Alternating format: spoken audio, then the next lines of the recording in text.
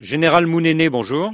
Bonjour. Kinshasa vous accuse d'avoir organisé un mouvement insurrectionnel et vous venez d'être condamné par une cour militaire à la prison à perpétuité. Qu'est-ce que vous répondez à ces accusations? À perpétuité, plus une amende de 5 milliards de dollars. C'est curieux. Bon, moi j'étais depuis le début, c'est-à-dire 1997, le 17 mai, j'ai fait partie de ceux qui ont libéré la RDC du régime dictatorial du président Mobutu. Et déjà à l'époque du feu président Mzee Laurent Désiré Kabila, j'ai découvert les noms dits de ceux qui prétendaient être nos alliés, c'est-à-dire le cas précis, les Rwandais. J'ai découvert que M. Joseph Kabila faisait partie de ce complot. Comment je l'ai découvert? Lorsque j'ai eu à diriger les forces armées congolaises, FAC, en tant que chef d'état-major général des forces armées congolaises, il fut mon adjoint et j'ai pu le découvrir, le connaître mieux que quiconque. Il s'est imposé en 2001, tout a commencé à s'empirer. Il est à la base des FARDC, mal encadré, mal administré, et Joseph l'a fait exprès pour fragiliser cet outil de défense afin que l'Est, justement, dont on parle, soit perméable aux voisins qui ont des plans hégémoniques. Donc je lui faisais ombrage. J'ai été limogé en 2006. J'étais surveillé en permanence. Je n'avais plus droit à la rémunération, ce qui a fait que, à la fin, lorsqu'ils en voulaient à ma vie, j'ai dû quitter. Vous avez donc fui au Congo-Brazzaville en septembre 2010 et depuis, parmi les faits qui vous sont reprochés par Kinshasa, il y a l'attaque en février 2011 de la résidence du président Kabila à Kinshasa, 19 morts. Quel rôle avez-vous joué dans cet assaut?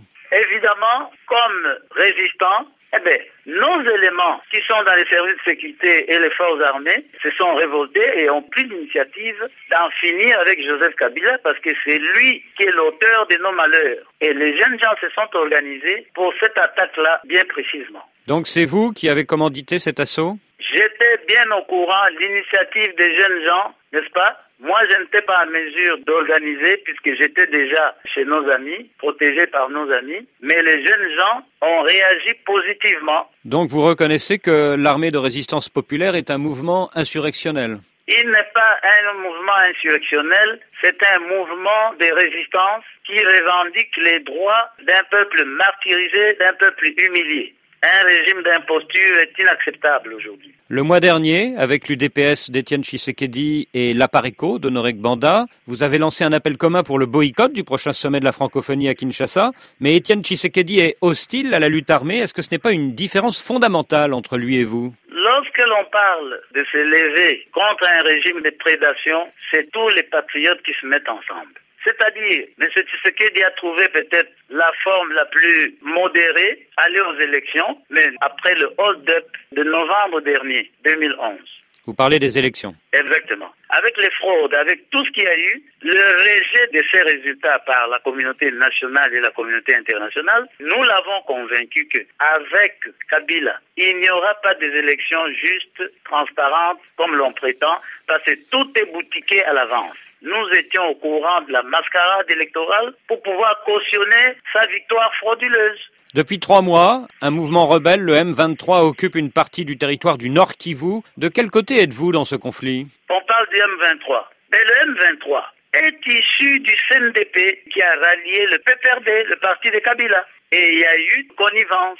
Alors, il y a eu mutinerie. Mais les soldats n'ont jamais été rémunérés. À partir du moment où les éléments du CNDP qui ont incorporé les FARDC vivent les mêmes conditions que leurs collègues qu'ils ont trouvés, évidemment, ils ont compris qu'avec Kabila, il n'y avait pas d'avenir. Donc, nous considérons que la résistance congolaise ne tient pas compte des ethnies, des tribus, des religions. Le M23, actuellement, fait partie de la grande résistance. Et qu'est-ce que vous pensez de l'accord du 15 juillet à Addis Abeba entre les présidents Kabila et Kagame pour la constitution d'une force neutre au Nord Kivu?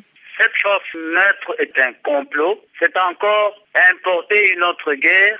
Ça va ouvrir une porte ouverte à la balkanisation. C'est aussi un signe d'échec. Ils ont échoué, c'est-à-dire qu'ils n'ont plus d'autres recours pour rester au pouvoir. Ils veulent trouver un soutien quelconque pour se maintenir dans un pouvoir qu'ils ont volé. Dans quel pays êtes-vous aujourd'hui, Général Mounene? Moi, je suis au Congo-Brazzaville, protégé par les autorités. Moi, je pense que le président Sassou connaît les droits humains. Il ne peut pas accepter qu'un cadre de mon niveau soit extradé parce qu'il n'y a pas une justice au Congo. Moi, j'ai échappé à un assassinat. J'ai droit, comme tout citoyen du monde, à la protection et à la vie. Général Mounene, merci.